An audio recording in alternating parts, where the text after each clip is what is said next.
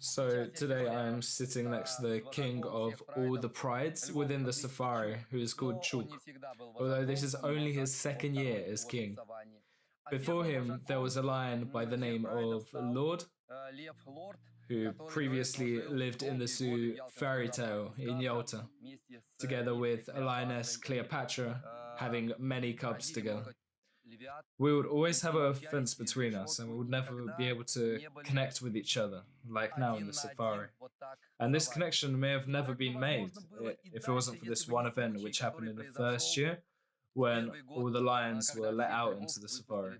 It was chaos, all of them fighting, choosing the leader of the pride. Yet Lord was able to defend himself from all the young lions.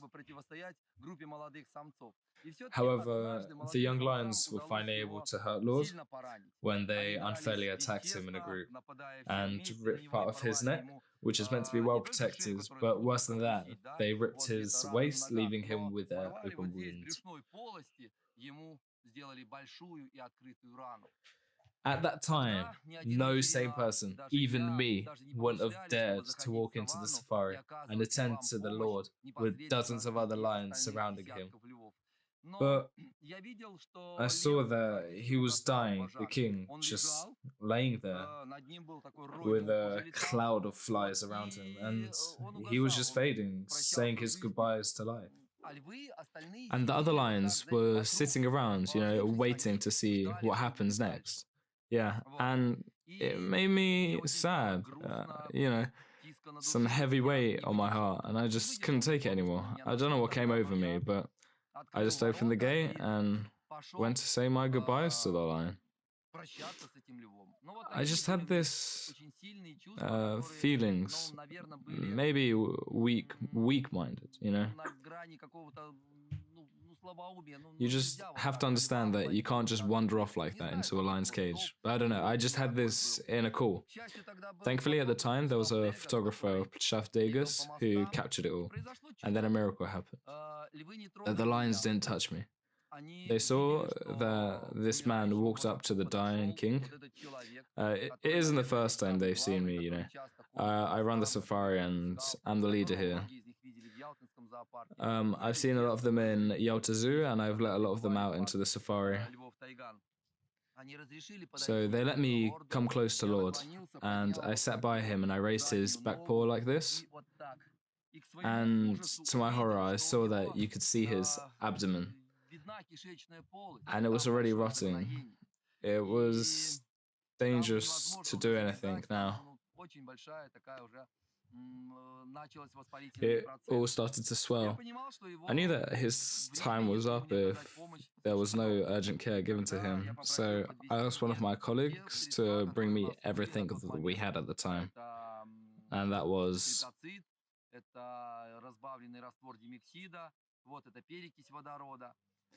and as soon as I could, I started to give him medical attention on the wound.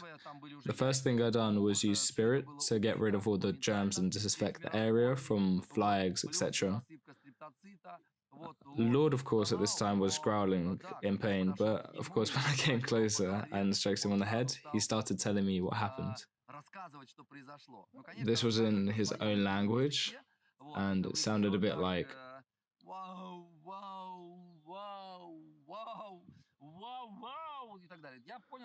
but from what I understood, he was fighting, defending his honor. But these young lions fought unfairly and attacked him in a group, and eventually wounded him. I looked at him and said, I told him everything would be okay, and that I will help him recover. Then after some time, Lord tried to stand up. Not straight away, but eventually. He started dragging his back legs, causing extreme pain. He went with me round these hills. All the other lions and lionesses were just shocked.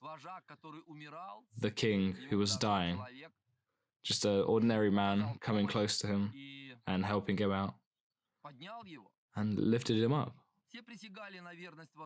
all of them bowing to their respect to the king, even the young lions. No one dared to attack us, me and the king. I don't know what the other lions were thinking. Yes, it's me. Good boy, good boy. I don't know what the other lions were thinking, but a miracle happened. We walked around, had some pictures taken with him. I wasn't in my uniform though. At the time, I had a white shirt and some light colored trousers. Anyway, so we walked around the safari. He was very thank you. The lions usually have a very strong immune system, but sometimes this just isn't enough, and they need extra help to get over the illnesses and disease that come from the wounds, like the one that he had. Even just a little help, like disinfectants, or different spirits, just to get rid, for example, like the fly eggs that I done. And from that, oh, fuck's sake. And from that day onwards, I felt a lot more confident around the lions. I felt the backing of the king, Lord, and I felt accepted by all the lions in the safari. From that day, I started seeing lords pretty much every single day, and soon I noticed that the lions trusted me, that they see me as one of them, one of the kings. Lord was king for a couple years in the safari for the beginning, having a lot of authority. However, he wasn't as big as Chuck. He didn't have these kind of sized paws. But he did have character, a true character of a king. And of course he fought until the very last days, keeping his position as king. Today we see many of Lord's cubs here living in the safari and continuing his legacy and family tree. Of course it's natural for kings to shift, and Chuck won't be the king forever in the safari. He will be king as long as he can show his power over other lions. But how do they prove themselves in the savannah? Twice a day, usually in the morning and evening, the king will walk around the whole of the territory. And lions who see the king and don't want conflict will bow. Some lay down, but some just bow with their heads, relaxing their ears towards themselves, and so on. But those who want to oppose and overthrow him step into conflict, and it just happens immediately and usually ends with a paw to the face, and they just run off. The rule here for the lions is that if you're not powerful enough, it's best not to risk it. Lions are also very smart and are able to come to agreements with each other. So this would usually be something like when the king is singled out, they will attack in groups. And of course, 4 against 1 is always difficult to fight.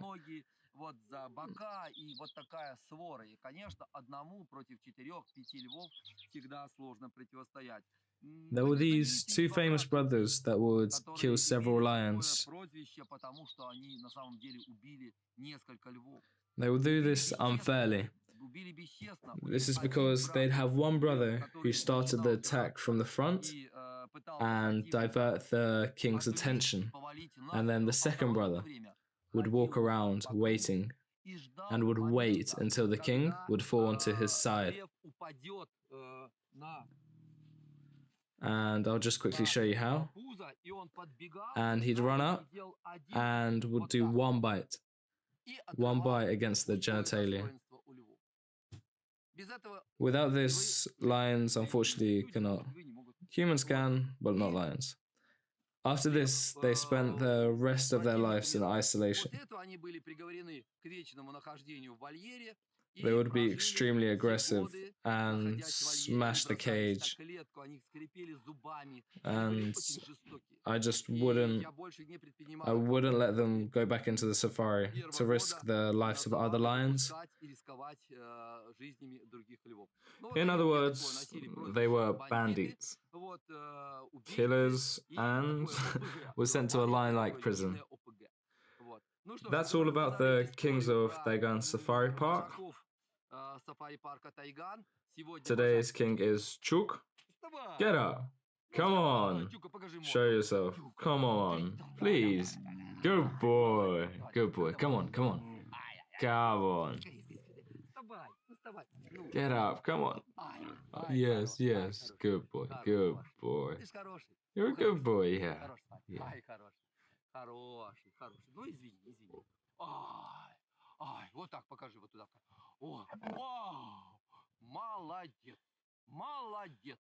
Я тебе так скажу, молодец! Настоящий вожак. Ну, как-то так. Всем привет!